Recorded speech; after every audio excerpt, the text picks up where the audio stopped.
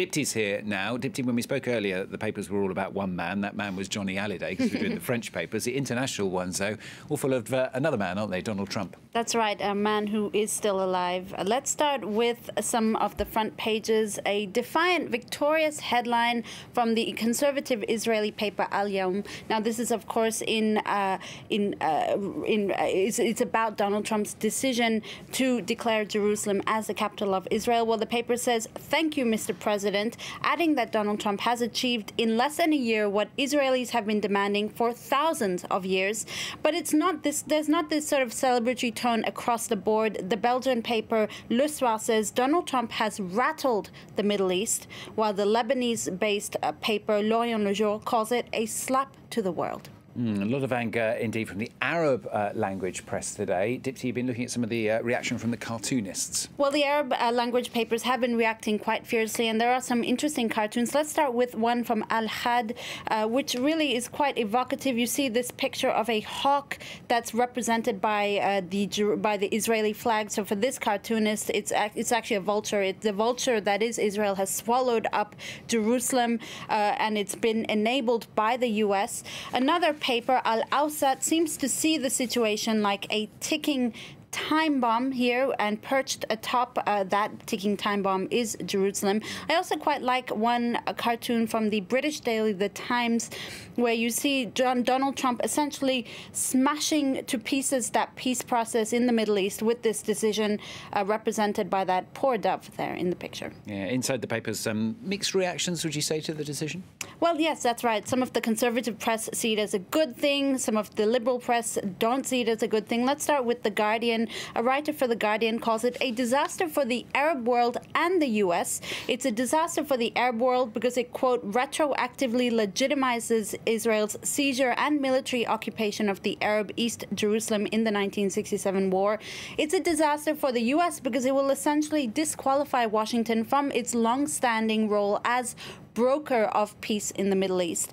Now, the Jerusalem Post, which is a conservative Israeli paper, says it's a decision that recognizes the obvious, so obviously in favor of the decision, adding that it won't jeopardize the peace process because for this writer, it will just simply open the doors for all sides to have a discussion, quote, based on reality. Finally, there's a piece from an American conservative website called The Washington Times, which says, I quote, "For once, Trump's, quote, taste for all capital letters makes the right point." The editors there say reality is a hard sell in the Middle East when, quote, hating Jews is all that's expected of a leader. This is a recognition of reality. Let's move to something totally different. Celebrations in Australia. The gay marriage bill is going to become law, isn't it? That's right, and a lot of jubilation across the Australian press. Let's start with the Sydney Morning Herald. Australia has done it, the paper says ecstatically on the front page of its website. What a day for love, for equality. The same-sex marriage bill is set to become law, while the Daily Telegraph simply says, yes, gay marriage made legal in Australia, with a nice picture there on the front page of its website. On Twitter, people have been just as joyful. I want to show you this tweet. It's kind of cutesy. I love equality, so I think that's pretty self-explanatory. BuzzFeed does explain that this still needs to be signed by the Governor-General, but essentially gay marriages could take place in Australia as early as next month. It is an historic feat that puts Australia on the world stage now in terms of gay rights. It's taken 13 years and over 20 failed bills, but finally, it's a law of the land. Some scandal for you now. This is brewing in the art world. It's over an artwork on exhibition at the New York Met Museum. Well, the painting in question is by a Polish-French painter, Balthus, and it's called Thérèse Dreaming. It features this girl, a pubescent girl, in what some say romanticizes the sexualization of a child and condones sexual harassment and abuse.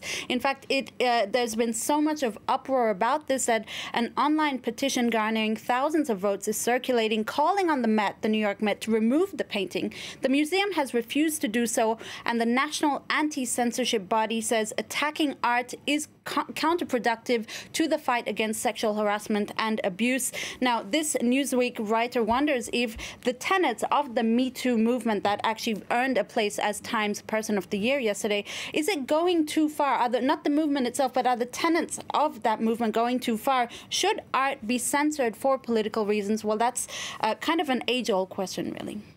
And finally from Dipti, I'm going to start unbuttoning my suit. I think I probably should do. Dipti has found a piece in the Washington Post. It's about the slow dying death of power suit. That's right, the power suit, not the suit itself, but just the power suit and all that it represents. I see I'm surrounded by men wearing suits. I'm not going to say power suits. The Washington Post says, okay, traditionally the suit represents power, seriousness, maturity, professionalism. It was kind of a rite of passage, your first job, your first suit. Well, it turns out we're in the throes of its final dying days, a slow death that began with Casual Friday. That's what the Washington Post says.